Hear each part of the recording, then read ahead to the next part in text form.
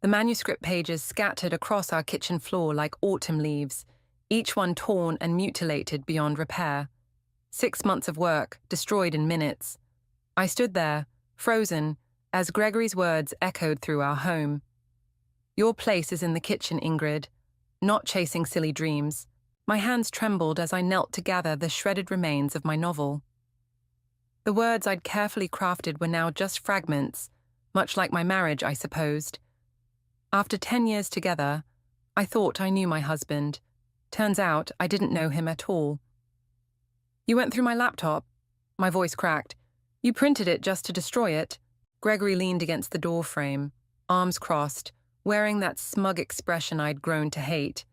Someone had to knock some sense into you. What publisher would want this anyway? You're embarrassing yourself. I clutched the torn pages to my chest, remembering the late nights I'd spent writing while he slept, the early mornings before my job at the library, the weekends when I could have been cleaning or cooking, all the things he thought I should be doing instead.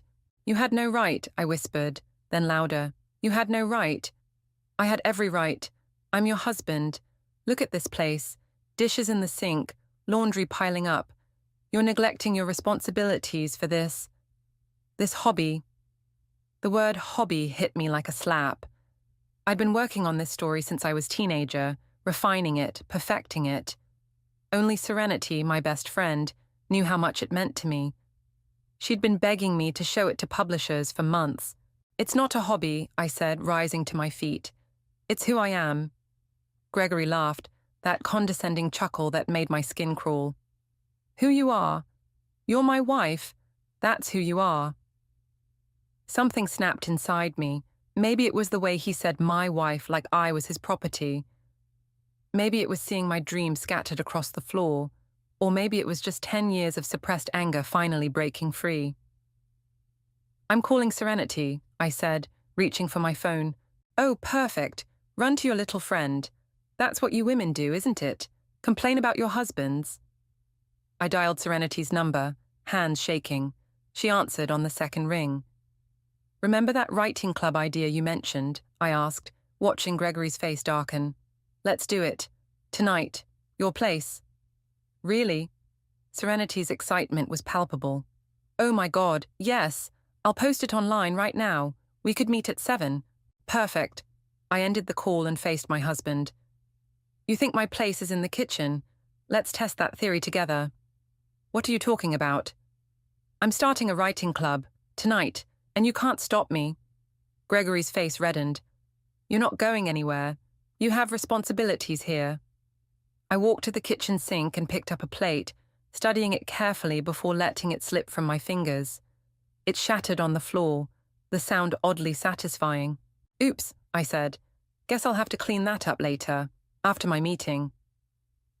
You've lost your mind, Gregory sputtered. No, I replied, grabbing my laptop and car keys. I've finally found it. As I headed for the door, Gregory called out, If you leave now, don't bother coming back tonight. I turned to face him one last time. Don't worry, I won't. I'll be staying at Serenity's. And Gregory?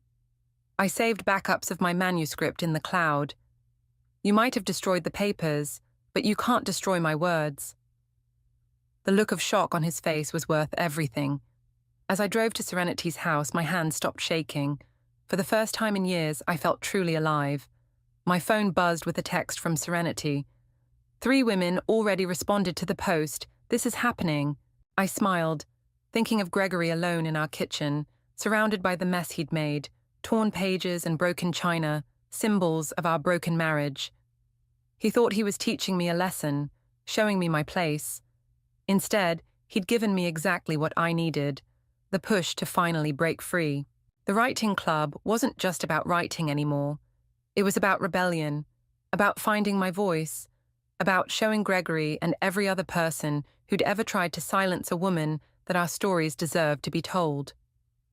I parked outside Serenity's house, took a deep breath, and texted her, I'm here. Let's make history. Serenity's living room buzzed with nervous energy as 5 women settled onto couches and chairs. The scent of coffee mingled with anxiety and hope.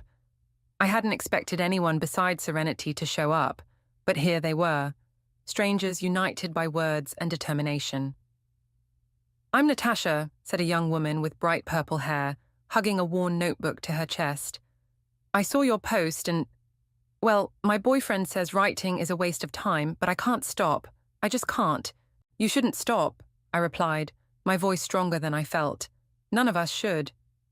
Serenity emerged from the kitchen with a tray of mugs. "Ladies, grab your coffee and let's get started. Ingrid, want to tell everyone why we're here?" I stood, my hands clasped tightly together. "My husband destroyed my manuscript today." Gasps filled the room. "He printed it out just to shred it, to teach me my place is in the kitchen. What a jackass," muttered a woman in her 50s, who'd introduced herself as Ruth. "But here's the thing," I continued. "He actually taught me something else entirely. We're not alone. There are women everywhere being told to be quiet, to stick to appropriate activities, to give up their dreams. This club isn't just about writing, it's about refusing to be silenced." My phone buzzed. Jeremy, my brother. I ignored it. "What are you writing?" asked Maria, a college student with tired eyes and endless enthusiasm. "A novel about—" My phone buzzed again. "Sorry, let me just—" I checked the message. "Jeremy. Greg called. He's furious. Says you're having some kind of breakdown. What's going on?" I typed back quickly. "Not a breakdown, an awakening. Call you later." "Sorry," I said to the group. My brother. Where was I? My novel's about a woman who discovers she can hear other people's thoughts, but only when they're lying. It starts when she realizes her husband's been living a double life. Natasha leaned forward, eyes wide. "Exactly," I smiled, "but it's really about truth, and how we often ignore it even when it's right in front of us. Like ignoring red flags in relationships." Ruth nodded knowingly. "Been there, done that, got the divorce papers." Laughter rippled through the room, breaking the tension. For the next 2 hours, we shared stories, snippets of writing, and dreams we'd been too afraid to voice. Natasha read a poem that brought tears to our eyes. Maria shared a chapter from her fantasy novel. Even Ruth, who claimed she only wrote grocery lists, revealed she'd been secretly working on a memoir. My phone kept buzzing. Jeremy again. "Greg's threatening to come to Serenity's. Be careful." "Ladies," I announced, "my husband might make an appearance. Anyone who wants to leave." "We're not going anywhere," Serenity interrupted. "Let him come. He'll have to get through all of us." "And my pepper spray," added Ruth, patting her purse. The doorbell rang. We all froze. "I'll get it," Serenity said, but I stopped her. "No, I will." I opened the door to find not Gregory, but Cole, my childhood friend who now worked in publishing. "Jeremy called me," he said, looking concerned. "Said you might need backup." Relief flooded through me. "Cole, come in, meet everyone." As Cole entered, I noticed how the other women straightened up, suddenly very interested in this unexpected male ally. He surveyed the room, taking in the notebooks, laptops, and coffee mugs. "So this is the revolution, huh?" He grinned. "Need a friendly publisher in your corner." "You're serious?" I asked. "Dead serious. I've been wanting to launch a new imprint focusing on women's voices. This could be perfect timing." Serenity squealed. "Did everyone hear that? We have a publisher." "A potential publisher," Cole corrected, but he was smiling. "Let's see what you've all got." The energy in the room shifted from defensive to electric. Women who, moments ago, were sharing their stories of being silenced were now practically bouncing with possibility. My phone buzzed one final time. Gregory. "This ends now. I'm coming over." I showed the message to Cole, who immediately stood up. "Ladies, how about we move this meeting to my office? It's just down the street, and I happen to know a great pizza place that delivers." As we gathered our things, I caught Serenity's eye. She nodded, understanding passing between us. This wasn't just about escaping Gregory anymore. This was about something bigger. "Text your husband back," Cole suggested as we left. "Tell him the kitchen's all his." I did better than that. I sent Gregory a photo of our group walking into Cole's publishing office with the caption, "You're right, I found my place." Then I turned off my phone and followed my new family of writers into the future I'd always dreamed of but never dared to claim. Until now. 3 weeks after our first meeting, I could barely recognize the writing club. What started as 5 women in Serenity's living room had exploded into 25 regular members, meeting twice weekly in Cole's office building. The energy was intoxicating. "Have you seen this?" Natasha burst through the door, waving her phone. "We're trending locally on social media. Laura Women Write Back is everywhere." I looked up from my laptop where I'd been working on my revised manuscript. The new version was darker, fiercer, fueled by recent events. "That's amazing. How did—" "Oh my God, Ingrid," Maria interrupted, rushing in. "Victoria Davis just followed our group online. The Victoria Davis." My heart skipped. Victoria Davis was practically royalty in the publishing world, known for her raw, honest novels about women's experiences. Before I could process this, my phone rang. It was Marley, Gregory's sister. "Ingrid, we need to talk. About Gregory." I stepped into the hallway. "Is he okay?" "He's struggling. Look, there's something you should know about his childhood. Can we meet?" 20 minutes later, I sat across from Marley at a cafe down the street. She looked nervous, stirring her coffee endlessly. "Gregory never told you about our mother, did he?" I shook my head. "She was a writer too, had real talent. Our father—" Marley's voice cracked. "He burned her manuscripts, all of them. Said the same things Gregory said to you. That her place was in the kitchen, taking care of the family. She never wrote another word. Just faded away." The revelation hit me like a punch to the gut. "That's why he became his father, Ingrid. The thing he swore he'd never do." Marley reached across the table, squeezing my hand. "I'm not defending him. What he did was wrong, but maybe understanding why." My phone buzzed with a message from Cole. "Victoria Davis wants to read your manuscript. This is not a drill." "I have to go," I told Marley, standing up. "But thank you for telling me." Back at the office, the excitement was palpable. Serenity practically tackled me at the door. "Victoria Davis!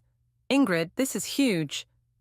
"It gets better," Cole said, emerging from his office. "She's interested in doing a workshop with the whole group. Says she's impressed by what we're building here." Natasha squealed, hugging her notebook.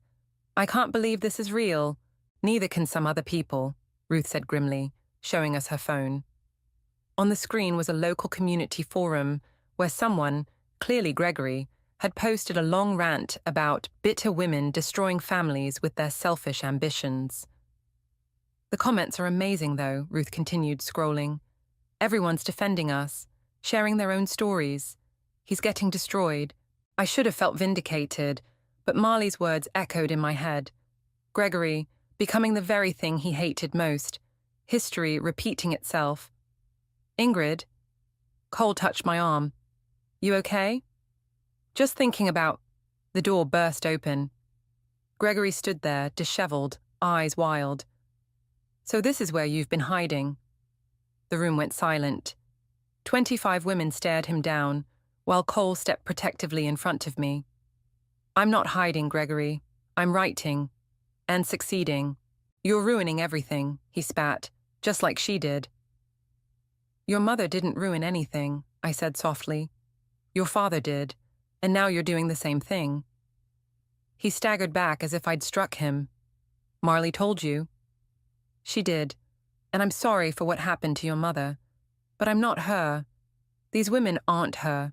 We're not going to fade away." "Victoria Davis is reading Ingrid's manuscript," Natasha announced proudly. "Do you even know who that is?" Gregory's face went pale. "Victoria Davis? The one Mom used to—" "Read constantly," I finished. "Yes, that Victoria Davis." Something shifted in his expression. Recognition, maybe, or memory. Without another word, he turned and left, the door closing quietly behind him. Well, that was anticlimactic. Ruth muttered. No, I said, watching through the window as Gregory walked away. That was the beginning of something. My phone buzzed again. A message from Victoria Davis herself. Your story speaks to me. Let's talk about getting it published. And about what you're building there. I think it's time for women's voices to be heard. I showed the message to the group. The cheers that erupted were probably heard across the building. But beneath the celebration, I felt a strange mix of triumph and sadness. Gregory had tried to silence me, just as his father had silenced his mother. But in doing so, he'd given all of us our voices back. And we were just getting started. The local newspaper headline read, Women's Writing Club Sparks Cultural Revolution in Small Town.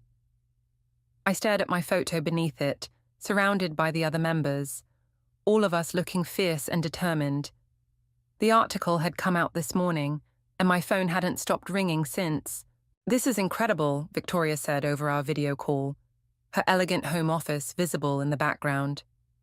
Your manuscript perfectly captures the zeitgeist of what's happening there, but I think we can push it further, make it more raw, more real. How so? Draw from what's happening right now. The club, the resistance, She paused, checking something off screen. Hold on, you're trending again. My other line beeped. Gregory, I should take this, I told Victoria. Can we continue later? Of course, and Ingrid, you're doing important work. Don't let anyone stop you. I switched calls. Hello? I saw the newspaper, Gregory said. His voice sounded strange, strained. You look different. I am different. You're never home anymore. The neighbors are talking. Let them talk. I watched through my office window as more women arrived for today's meeting. I'm busy building something important, more important than our marriage. The question hung there, heavy with implications. Before I could answer, I heard voices outside my door. You can't go in there, Serenity's voice alarmed. Watch me, a male voice responded. I opened my door to find Thomas, one of Gregory's work friends, trying to push past Serenity. Your husband's worried sick, Thomas announced. This has gone far enough. Get out, I said, my voice steady. Now. Or what? You're right about me. No, Ruth said, appearing behind him with her phone raised. But this video of you harassing women in a professional office might interest your employer. Thomas backed away, face reddening. This isn't over. Actually, it is, Cole said, stepping out of the elevator. I've already called security. They're on their way up. After Thomas left, Cole pulled me aside. Gregory's getting desperate. His friends at work are freezing him out because of that forum post. He's blaming you. I heard that too, Marley said, joining us. He's drinking more, showing up late to work. Dad's been calling him, making everything worse. I sank into my chair, the weight of it all pressing down. I never wanted... Don't, Serenity interrupted. Don't you dare feel guilty. You're changing lives here. As if to prove her point, Natasha burst in, tears streaming down her face. My poem got accepted. That literary magazine we submitted to. They want to publish it. The room erupted in cheers. More women poured in, drawn by the commotion. Someone brought champagne. Even Cole joined in, proposing a toast to women who refuse to be silenced. Through it all, I heard snippets of conversation from outside my office.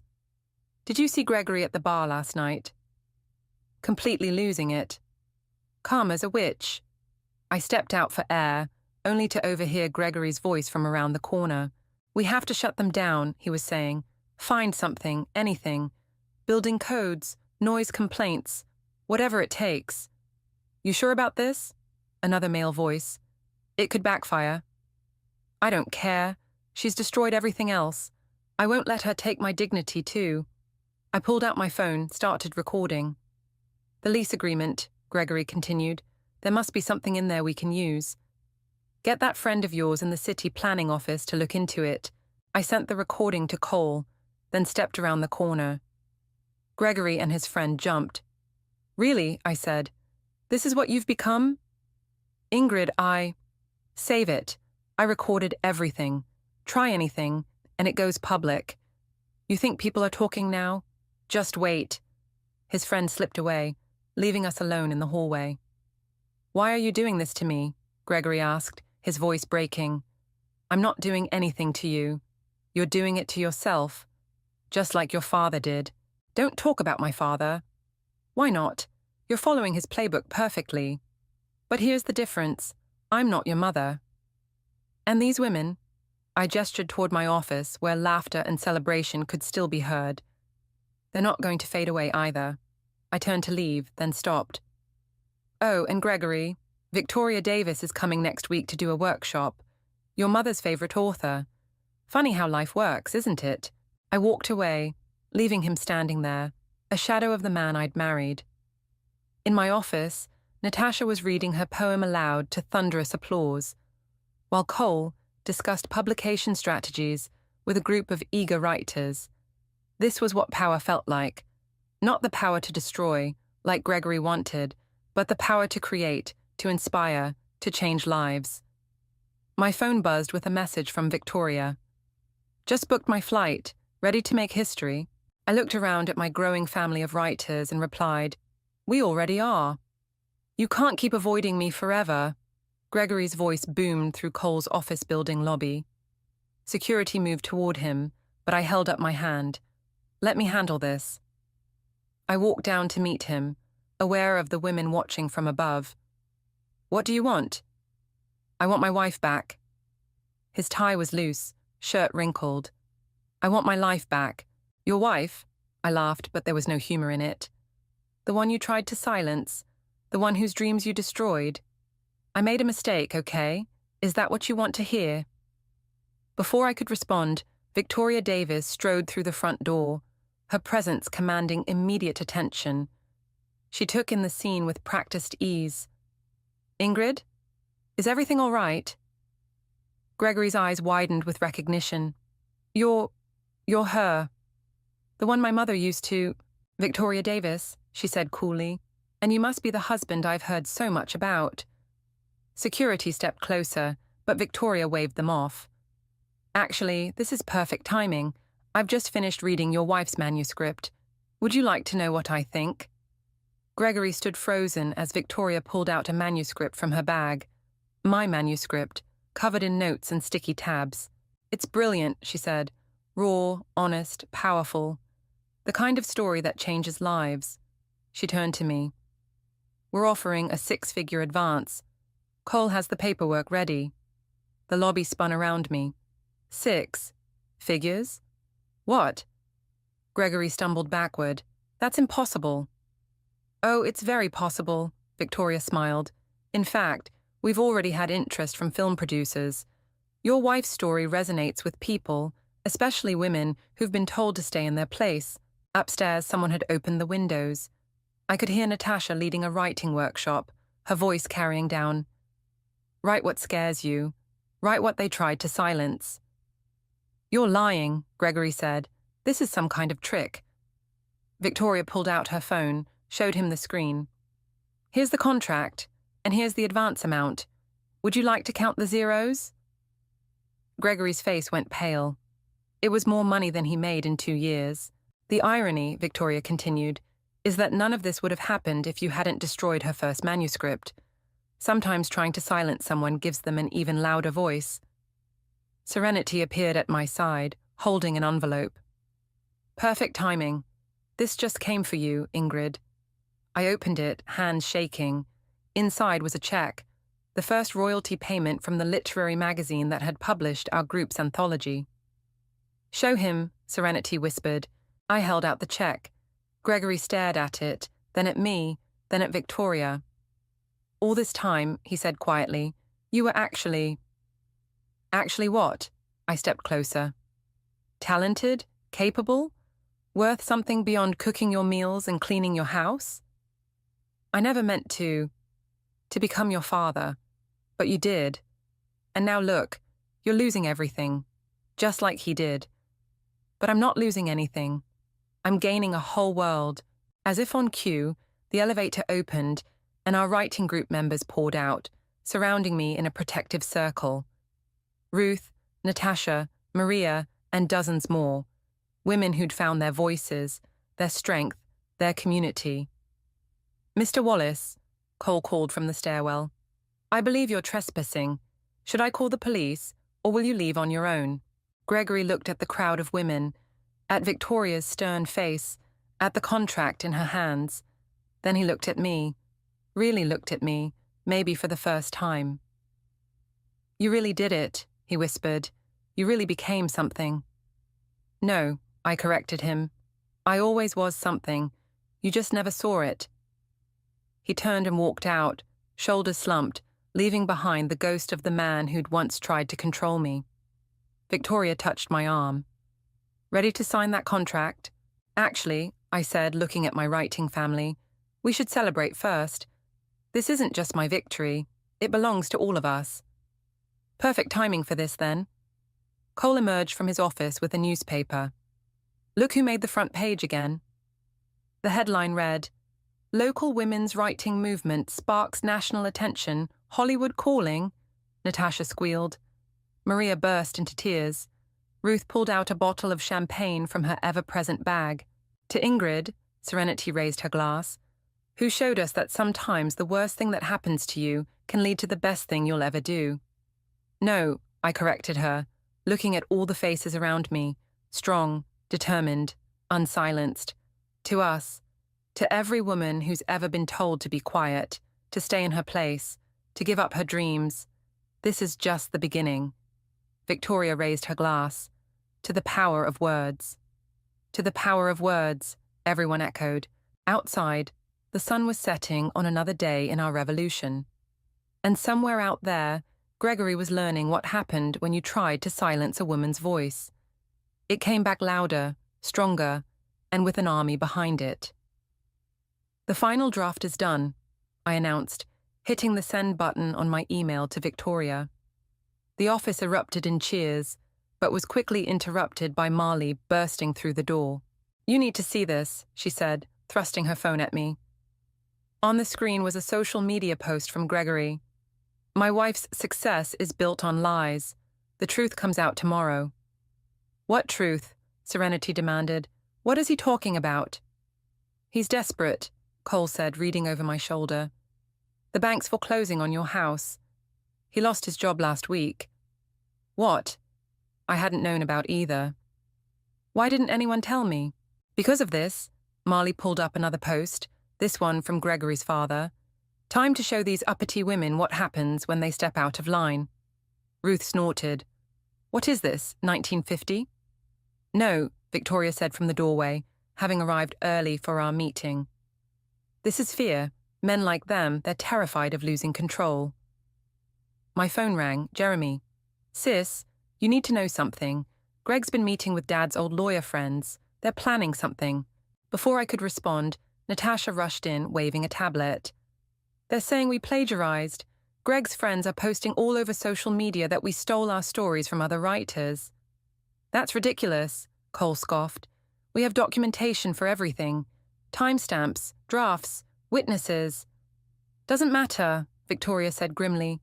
"The accusation alone can cause damage." "Trust me, I've seen this before." "Look at the comments, though," Maria pointed out. "Nobody's buying it. They're calling him out for trying to discredit successful women." My phone buzzed again, a text from Gregory. "Last chance to shut it down voluntarily before things get ugly." "He's bluffing," Cole said, reading the message. "He has nothing." "Actually," Marley interrupted, "he might have something. Remember those writing exercises we did? The ones where we borrowed scenarios from news stories?" My stomach dropped. "He's going to twist that, isn't he?" "Already is," Ruth showed us another post. "Claims we're stealing real people's trauma for profit." "That's not," I started, but Victoria cut me off. "Get me your notes from those sessions, now, every single one." The room exploded into action. Women pulled out notebooks, laptops, phones, anything containing evidence of our creative process. Victoria and Cole huddled in the corner, making calls. "Ingrid," Serenity touched my arm. "There's something else you should know. I overheard Gregory at the bar last night. He found your mother-in-law." The room went silent. "What?" "She's alive. living in Arizona. He's trying to get her to speak out against us.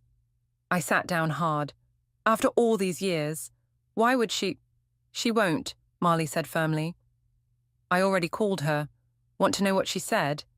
Everyone leaned in. She said, "Tell those women to burn it all down." A laugh bubbled up from somewhere deep inside me, slightly hysterical. Really? Really. And there's more. Marley pulled out her phone, played a voice message. "This is Margaret Wallace. I've been following your writing group story. Everything they're saying about you is what they said about me 30 years ago. Don't let them win. I'm sending you something that might help." "What did she send?" Natasha asked. Marley smiled. "Her manuscripts. The ones everyone thought were destroyed. She kept copies, hidden them all these years." Victoria's eyes lit up. "Now that's a story." "Better than that," Cole added. "It's evidence, proof of a pattern. Greg's father did exactly what Greg's trying to do now." My phone buzzed again. "Gregory, check your email. Last warning." I opened the email. Attached was a document filled with accusations, threats, supposed evidence of plagiarism. But there, in the metadata, was our salvation. "Cole," I called. "Look at this. He used his company email to draft these threats. The company he just got fired from." Cole grinned. "The company whose harassment policies I helped write? That company? The very same. Forward it to me, now." As Cole made calls, Victoria gathered everyone around. "Ladies, what's happening here isn't new. Men have been trying to silence women's voices forever. But times have changed. We have platforms now. We have proof. We have each other. And we have this." Marley held up a USB drive. "Mum's stories. 30 years of silenced words, ready to be heard." I stood up, facing my writing family. Gregory thought he could shame us into silence. His father thought he could burn away his wife's voice. But they forgot something important. "What's that?" Maria asked. "Paper burns. But stories are fireproof. And we've got one hell of a story to tell." Victoria raised an eyebrow. "Shall we tell it?" "Oh yes," I said, watching Cole end his call with a triumphant smile. "Let's make it loud." The bookstore was packed for my first public reading. Standing at the podium, I could see Gregory in the back, his father beside him. They hadn't expected this many people, hundreds of women, men, and young writers, all here to listen. "Read the part about the burning," someone called out. I opened my novel to the marked page, but Victoria stepped up first. "Before Ingrid reads, I'd like to introduce someone special. Margaret." A woman stood up from the front row. Gregory's father stumbled backward, face draining of color. Margaret, his ex-wife, Gregory's mother, walked to the podium, head held high. "Hello, Robert," she said into the microphone. "It's been 30 years since you burned my stories. Would you like to hear one now?" The crowd erupted in cheers. Gregory started pushing through the crowd, but Ruth and several other women blocked his path. "Mom," his voice cracked, "what are you doing?" "What I should have done 3 decades ago." She pulled out a weathered notebook. "This is dated June 15th, 1993, the day your father destroyed my manuscripts, or so he thought." Robert tried to leave, but found himself surrounded by writing club members. Serenity smiled sweetly. Phone recording everything. Margaret began reading.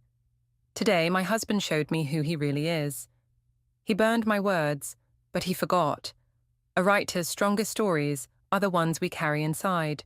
Gregory stopped struggling.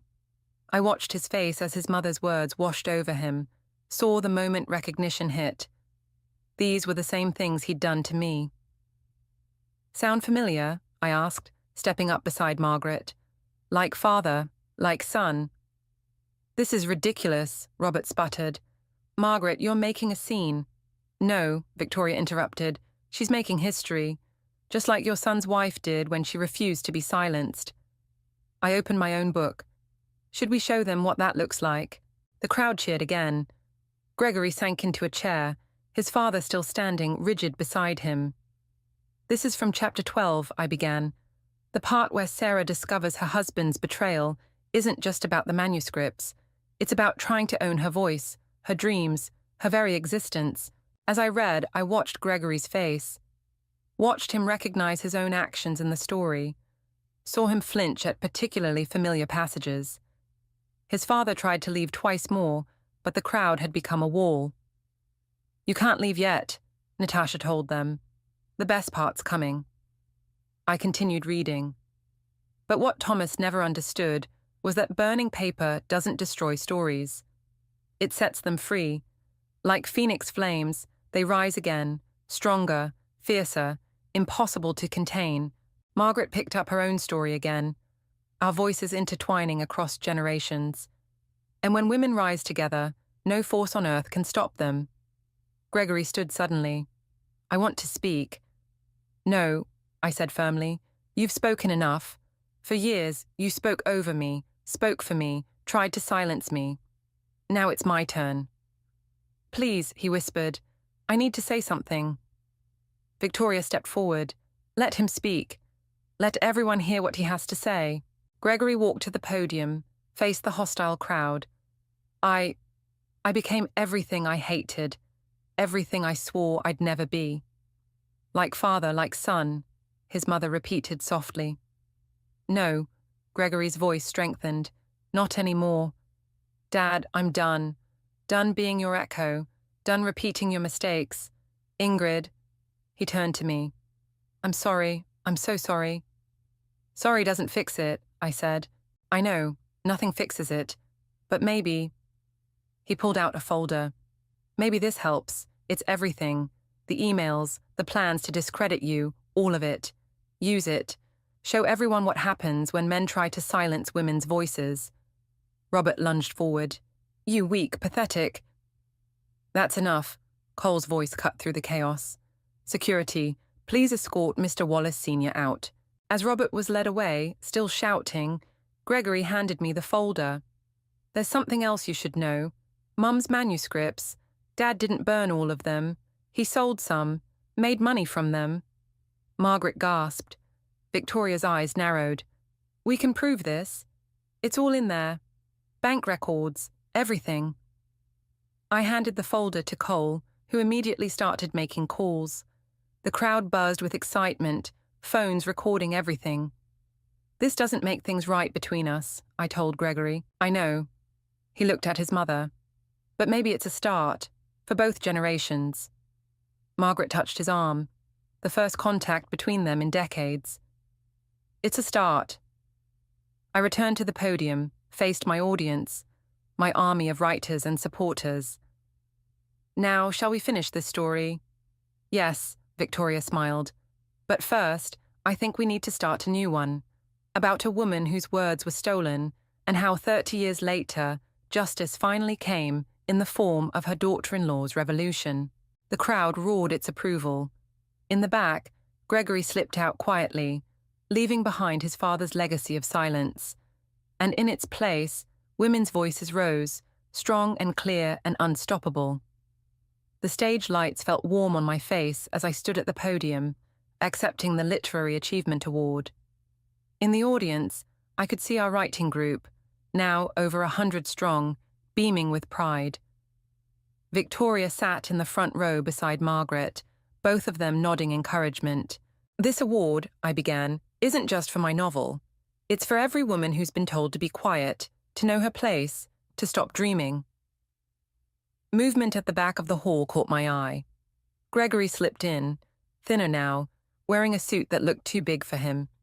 He hadn't tried to contact me since the bookstore confrontation, though I'd heard from Marley that he'd started therapy. When my husband destroyed my first manuscript, he thought he was ending my story. Instead, he gave me the first line of a better one. The audience laughed. I spotted Robert in the crowd too, summoned by the court to witness this moment. Part of the settlement required him to attend every major event related to his ex-wife's recovered works. But the real story isn't about destruction. It's about what we build from the ashes. Margaret, would you join me? Gregory's mother walked to the podium, her recovered manuscripts now published and climbing bestseller lists. Robert shifted uncomfortably in his seat. Together, Margaret said into the microphone. "We're announcing the Phoenix Fund for Silenced Voices. Every dollar Robert earned from stealing my work, plus the proceeds from Gregory's sold house, will go to supporting women writers who've faced similar obstacles." The crowd erupted. Robert stood to leave, but security blocked his path. The court order was clear. He had to stay until the end. "Natasha," I called out, "you were our first grant recipient. Want to share your news?" Natasha bounced to the stage, purple hair now streaked with silver. "My poetry collection hit the bestseller list this morning." More cheers. I saw Gregory smile slightly, then catch himself. "Ruth," I continued, "tell them about the writing workshops in domestic violence shelters." Ruth stood, proud and fierce.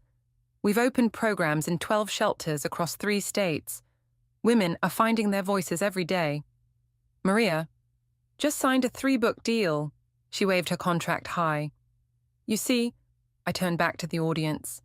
"One man tried to silence one woman. Instead, he awakened hundreds of voices. And we're just getting started." Victoria stepped up beside me. "Tell them about the film adaptation." "Oh yes," I smiled. "Hollywood's making a movie about our story. But here's the twist. We insisted on complete creative control. No male directors trying to soften our edges. No studios trying to make it more palatable." Robert finally managed to push past security, storming toward the exit. Before he reached it, Margaret spoke again. "Running away again, Robert? Like you ran when the truth came out? When the royalty checks you stole were traced?" He froze. "But you can't run from karma," she continued. "You tried to bury my voice under shame and fear. Now my words are required reading in universities. Our daughter-in-law made sure of that." Gregory stood up. "Dad, sit down. For once in your life, listen to the women speaking." The hall went silent. Robert turned, face red. "You dare." "Yes," Gregory said, "I dare. Because I learned what you never did. Trying to silence someone only makes their truth louder." I picked up my award, its weight solid and real in my hands. This is for every woman who's been told to be quiet, for every manuscript burned, deleted, or hidden away, for every dream someone tried to smother. "And for every voice yet to come," Margaret added. "The Phoenix Fund's first year is fully funded," I announced. 20 women will receive grants, mentorship, and publishing support. 20 stories that might have been lost will instead take flight. Victoria stood. "Make that 40. My publishing house will match every grant." More cheers. Robert finally slumped into a chair, defeated. Gregory caught my eye, nodded once, not asking for forgiveness but acknowledging the justice of it all. "So what's next?" someone called out. "Everything," I replied. "We're building writing groups in prisons, in homeless shelters, in refugee centers. Wherever women's voices have been silenced, we'll help them speak. Because paper burns," Margaret said. "But stories rise," I finished. The standing ovation lasted 5 full minutes. Through my tears, I saw Gregory leave quietly, head bowed. Robert sat alone, surrounded by the triumph of the women he'd tried to silence. And in the front row, our writing group held hands, their faces shining with pride and possibility. I looked at my award one last time, then handed it to Margaret. "I think this belongs to both of us." She hugged me tight, whispering, "No, dear, it belongs to all of us." And in that moment, surrounded by strong voices and stronger women, I knew we'd written an ending that was really just a beginning.